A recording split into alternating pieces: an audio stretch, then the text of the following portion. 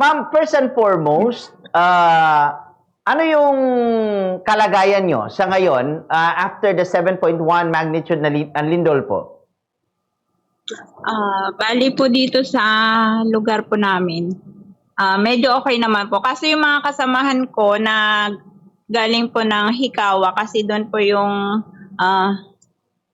ano ba yun? Doon po yung center ng earthquake. Bali, lumipat po sila dito sa workplace po namin. Dito po sila nag-i-stay kasi doon po sa Hikawa wala pong tubig, walang kuryente. So, gaano kalayo pala yan, ma'am? Gaano kalayo yung distansya? Bali, 30 minutes ang biyahe po mula sa Hikawa hanggang dito po sa workplace po namin. Sige. And, pero na-feel nyo yung 7.1 magnitude na lindol dyan sa area nyo po? Ay, opo sir, grabe po. Nung time po na lumilindol, dalawa kami nung kasama ko, nasa Aeon Mall po kami. Uy, Opo, yung nasa balita na gumuho na na mall. Ayun, dalawa po kami nasa loob nun nung kasagsagan na lumilindol. Oo. So, hindi pa siya agad na gumuho pala? O gumuho siya agad, ma'am? Hindi po, bali nakalabas na po kami, tapos after ng ilang oras yata yun, tapos binalitan na may gumuho po sa may bandeng part yata, dun sa may likod po. Oo. So, sa tinutuluyan nyo ngayon, may mga damages ba? Sa ano po, kasi yung sitwasyon po namin kasi dito, bali dalawang lugar po kasi kami. Ako at saka yung dalawang kasama ko, bali sa bandang Kashima kami nakatira. Tapos yung ibang kasamahan ko dito sa Hikawa mismo, which is yung Hikawa talaga, yung madaming damages dun. Kaya lumipat sila dito sa may lugar kung saan kami nagtatrabaho. Pero yung nilipatan nila, ma'am, for safer place lang, hindi continuation ng kanilang trabaho? Bali dito rin po kasi yung ano namin, yung trabaho namin. Okay. Ayan po. Ayan. Busy pa si ma'am. Ayan, opo. Kasi yung sa apartment po kasi nila sa Hikawa, wala pa talagang tubig at saka kuryente. Kaya yung amo namin, pinag-stay muna po sila dito. Tapos ako at saka yung dalawang kasama ko, sa Kashima kami, malapit sa Aeon Mall. Oo. Doon, wala naman pong gaanong na-damage. Bali, yung balita lang po doon yung Aeon Mall. So, meaning, nagpapatuloy pa rin yung trabaho sa hindi masyadong apektadong mga lugar, like sa inyo? Ay, opo. Pasalamat na lang po kami at may trabaho pa kami dito. Okay. Sa numbers of... Opo, yung iba daw po wala pong trabaho eh. Okay. Ma'am, sa numbers of namatay, ano yung latest info mo sa namatay? Numero ng mga namatay? Nasa 13 na, no? Yung last na ano? Opo. 13. Nasa 13 na daw po yung namatay. Tapos as per po dun sa amo ko kahapon, may 4 pang hindi natatagpuan sa parang hindi pa natatagpuan sa Aeon Mall. Oy.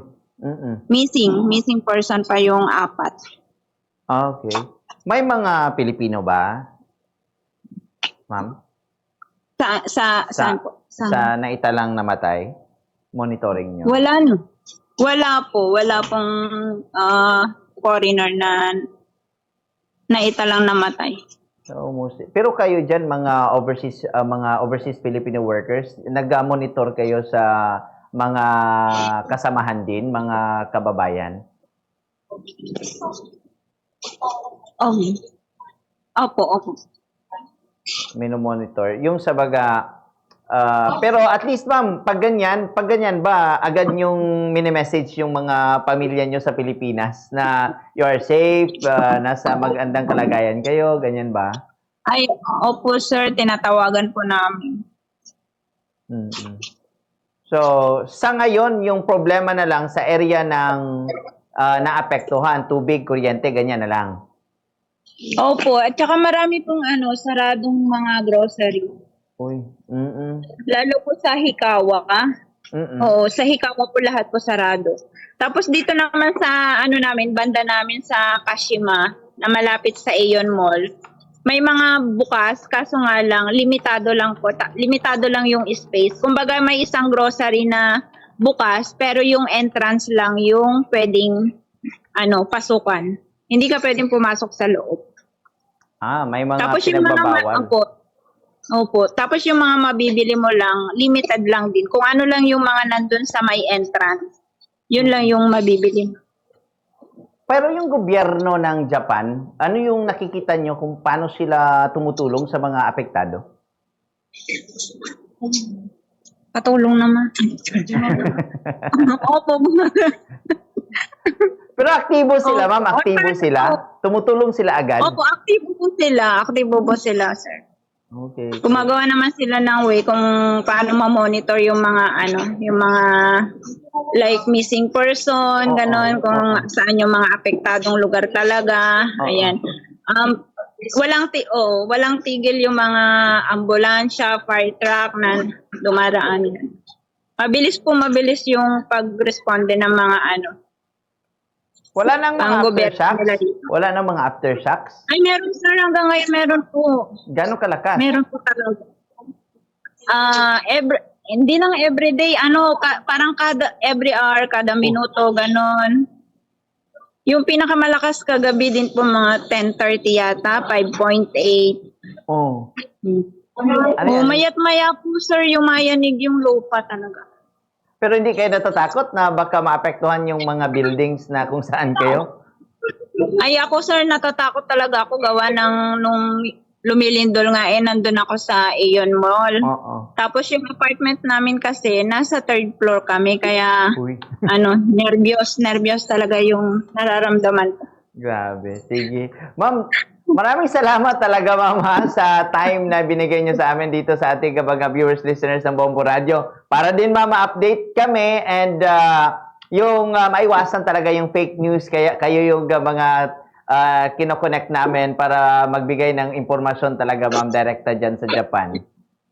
Ay, thank you din po, sir. Again, ma'am, Thank you salamat kayo. Maraming salamat. Magandang Thank you po. tanghali.